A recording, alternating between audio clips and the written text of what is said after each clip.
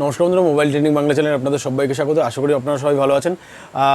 আজকে মার্কেটে কীরকমভাবে আপনারা ট্রেড নিয়েছেন, আশা করি খুব ভালোভাবেই ট্রেড নিয়েছেন। কেননা গতকালকে আমি একটা ভিডিও বানিয়েছিলাম যে ক্র্যাশ ইজ কামিং বলে। তো আজকে দেখতেই পেয়েছেন মার্কেটে কিন্তু অনেকটাই উপর থেকে কিন্তু অনেকটাই স্লাইড করে গেছে।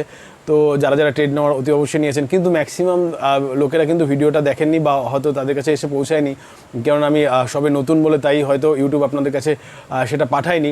তো ধীরে ধীরে হয়তো সেটাও পাঠাবে। তো বন্ধুরা, চলুন দেখে নিই আজকের মার্কেট কীরকম ছিল এবং আগামীকাল মার্কেট কীরকম থাকতে পারে সেই বিষয়ে আলোচনা করে নেব।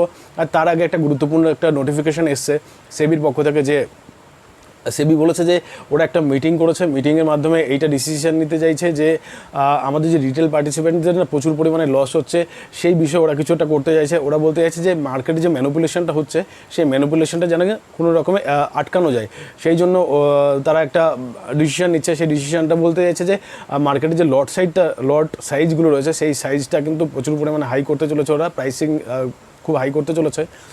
আর আমাদেরও একটুখানি সমস্যা হবে যারা কিনা অপশান বায়ার, যারা কিনা আগে 6,000-7,000 টাকা দিয়ে অপশান বাইং করতে পারতো, কিন্তু বর্তমানে কিন্তু সেটা করা সম্ভব না। মানে বর্তমানে বলতে এটা ইমপ্লিমেন্ট হতে হতে অনেক টাইম লাগবে, হতে পারে 2025-এর জানুয়ারি ফেব্রুয়ারি বা মার্চের দিকে করতে পারে। এখন জাস্ট আমরা অ্যান্টিসিপেশন করে চলতে পারি যে মার্কেটে এইটা কী ধরনের ব্যাপারটা আসতে পারে, সেটা আমরা জাস্ট অ্যান্টিসিপেশন করছি। কেননা যে কোনো জিনিসই হট করে আসায় আর হট করে হট করে কিন্তু সেটা চালু হতে পারে না। তো অনেক প্রসেসের মধ্যে দিয়ে এটা যাবে। তো যারা কিনা অপশান বাইং করি আমরা, তারা কিন্তু ভবিষ্যতে হয়তো 5-6 হাজার টাকার বদলে 45-40 হাজার টাকা কিন্তু লাগতে পারে।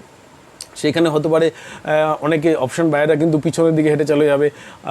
কিন্তু একটা জিনিস, এইভাবে দাম বাড়িয়ে বা প্রাইসিং করে কিন্তু কোনোদিনও ট্রেডিংটাকে রোখা যাবে না। কেননা যারা ট্রেডিং করে তারা কিন্তু অতি অবশ্যই ট্রেডিং করবে। প্রাইসিংয়ের মাধ্যমে যদি ট্রেডারদেরকে কমানো যেত, মানে এইখানে যদি গ্যাদারিংটা কমানো যেত, তাহলে কিন্তু ওই যে আমরা দেখুন না, এই Dream11 বলুন বা বিভিন্ন রকম যে প্লেয়িং গেমস অ্যাপসগুলো দেখুন, সেগুলো কিন্তু প্রচণ্ড পরিমাণে মানে ওখানে কিন্তু জিএসটি খেলাও চলে প্রচুর পরিমাণে, কিন্তু তার সত্ত্বেও দেখুন প্রচুর পরিমাণে কিন্তু ডাউনলোডিং হচ্ছে আর প্রচুর পরিমাণে কিন্তু খেলাধুলাও চলছে। তো আমার মনে হয় এটা একটুখানি খুব চাপের, যারা কিনা রিয়েল ট্রেডার আছে তাদের জন্য কিন্তু খুবই এটা চাপের বিষয়।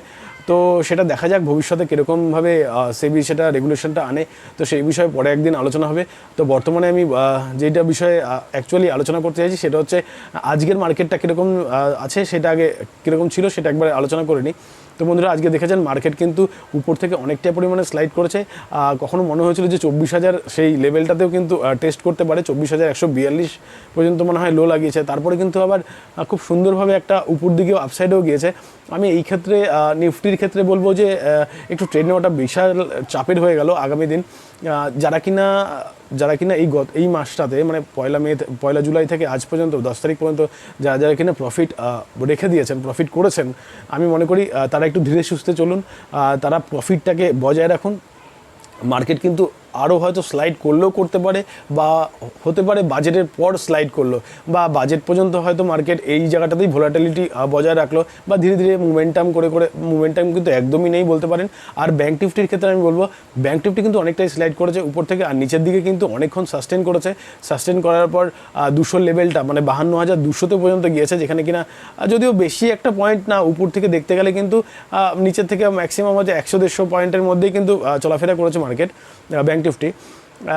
তো এটা কি ইন্ডিকেশন হতে পারে যে আগামীকালে আরও ড্র্যাগ ডাউন হবে মার্কেট নিচের দিকে?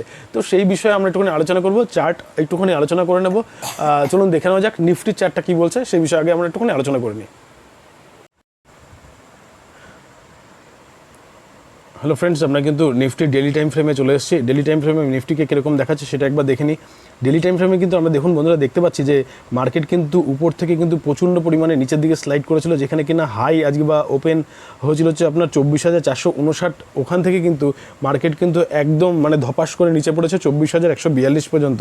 তো কখনো কখনো মনে হয়েছিল যে এই যে লেভেলটা মানে 24,000 পর্যন্ত চলে যেতে পারে, কারণ যেই লেভেলে প্রথম ক্যান্ডেল থেকে শুরু করে যেই লেভেলটা প্রথম ক্যান্ডেল থেকে যেইভাবে পড়া শুরু করেছিল, একসময় মনে হয়েছিল যে এই লেভেলটাও ব্রিজ করে দিতে পারে। কিন্তু দেখলাম মার্কেট আবার 50% যতটা পড়েছিল তার 50% কভার করে উপর দিকে এবার চলে গেছে। তো এই জায়গাটাতে দাঁড়িয়ে মার্কেটকে কিন্তু নিফটিকে কিন্তু ট্রেড করা একটু চাপের। হ্যাঁ, যারা কিনা অপশান সেলার তারা মনে করি তাদের জন্য একটুখানি হয়তো দূরের অপশান সেল যদি করে থাকেন তারা কিন্তু দু-চার পয়সা কামাতে পারবেন। কেননা উপর আর আজকের ক্যান্ডেলের উপর আর লো, মানে হাই আর লো এর মাঝখানেই আশা করি মার্কেট 2-3 দিন 4 দিন থাকবে। তো অপশন সেলারদের জন্য এইটা হয়তো একটা অপরচুনিটি হতে পারে, যারা কিনা অল্প কিছুতেই সন্তুষ্ট থাকবেন তাদের জন্য আমি এটা বলছি।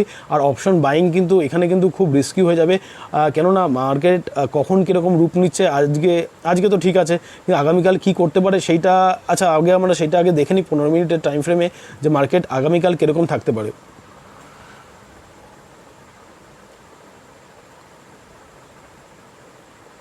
মার্কেট দেখুন বন্ধুরা, এই যে আমার যে ট্রেন লাইনটা টানা রয়েছে, এই ট্রেন লাইনটাকে ব্রেক করে নিচে নেমে এই যে বিগত 3 দিনের যে ট্রেন লাইনটা আমি টেনেছি, এই ট্রেন লাইনেই কিন্তু সাপোর্টটা নিয়েছে।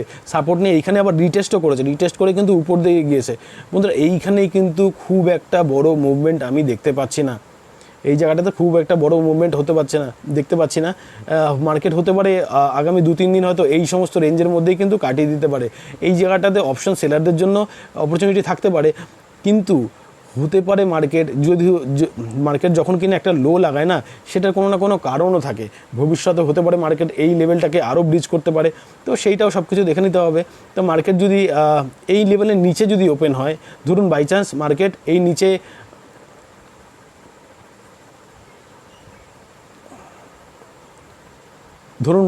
কালকে এই নিচের দিকে ওপেন হলো, গ্যাপ ডাউন যদি ওপেনিং হয়, আর ওপেনিং হওয়ার পরে যদি এখানে সাস্টেন করে যদি মার্কেট যদি উপর দিকে ব্রেক করে, তাহলে কিন্তু আমরা এই জায়গাটাতে পর্যন্ত কিন্তু আমরা টার্গেট রাখতে পারছি, যেটা কিন্তু 24,338 পর্যন্ত আমাদের টার্গেট থাকতে পারে। আর মার্কেট যদি উপরের দিকে যদি লেভেলে যদি ওপেন হয়, তাহলে কিন্তু আজকের মতন কিন্তু সেলিং করাটাই আমরা বেশি প্রেফার করব। কিন্তু যদি অনেকটা ওপরে যদি গ্যাপ ডাউন করে তাহলেই, আর মার্কেট যদি এরকম জায়গাতেই যদি ওপেন হয়ে যায়, তাহলে কিন্তু বন্ধুরা আমাদের কিন্তু প্রথমে প্রাইস অ্যাকশনের জন্যই ওয়েট করতে হবে। এখানে কিন্তু বিশেষ কিছু এখন আমার বলার নেই। তো এখানে অন্ততপক্ষে যারা মানে আমি বলতে চাইছি, যারা কিনা এতদিন ধরে প্রফিটেবল রয়েছেন, তারা কিন্তু এই জায়গাটাতে কিন্তু একটু সতর্কভাবে খেলুন, যাতে প্রফিটটা আপনার জলে না চলে যায়, সেদিকে একটুখানি লক্ষ্য রাখবেন। তো বন্ধুরা এবার আমি চলে যাই ব্যাঙ্ক নিফটি চার্টে, দেখি ব্যাঙ্ক নিফটি কী বলছে।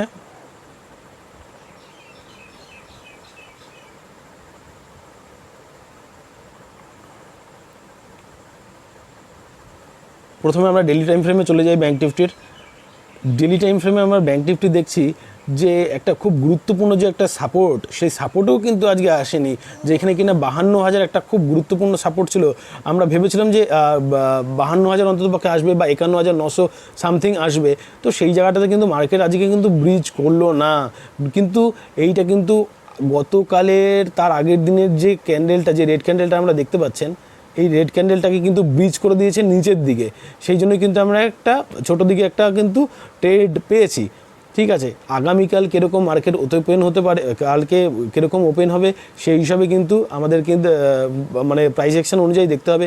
মার্কেট যদি এই যে উপরে যে এই হালকা যে ট্রেন লাইনটা দেখতে পাচ্ছেন ডেলি টাইম ফ্রেমে, এই জায়গাটাতে যদি ওপেন হয়, এই জায়গাটা মানে 52,360, 370, এই জায়গাটাতে যদি ওপেন হয়, আমরা কিন্তু সঙ্গে সঙ্গে কিন্তু বাইং লেভেলের জন্য যাব না, আমাদের কিন্তু ওয়েট করতে হবে।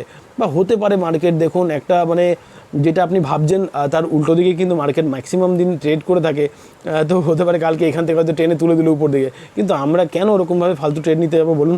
আমাদেরকে কিন্তু ওয়েট করা দরকার। আমরা খালি এইটুখানি জায়গার মধ্যে আমরা দেখতে পারি, আর অপশন বাইং খুব রিস্কি হয়ে যাবে এই জায়গাটাতে দাঁড়িয়ে। চলুন আমরা 15 মিনিট টাইম ফ্রেমে আগে দেখে নিই মার্কেট আজকে কীরকম ছিল।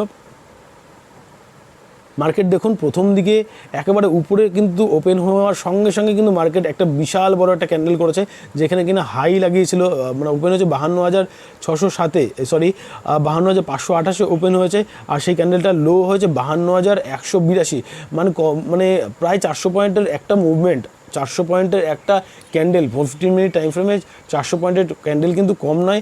একটা ক্যান্ডেলেই কিন্তু যা খেলা হয়ে গেছে। আচ্ছা, আগামীকাল আমরা কীরকম দাঁড়িয়ে দেখতে পারি? আগামীকাল আমার যতদূর মনে হচ্ছে মার্কেট এরকম এই রেঞ্জের মধ্যেই হয়তো ওপেন হবে, এই রেঞ্জের মধ্যেই থাকবে, এই রেঞ্জের মধ্যে থাকার পরে যদি উপর দিকে ব্রেক করে, তাহলে কিন্তু আমরা ধীরে ধীরে আমরা মার্কেটের দিকে এগোতে পারি 52,792 কি 800 পর্যন্ত।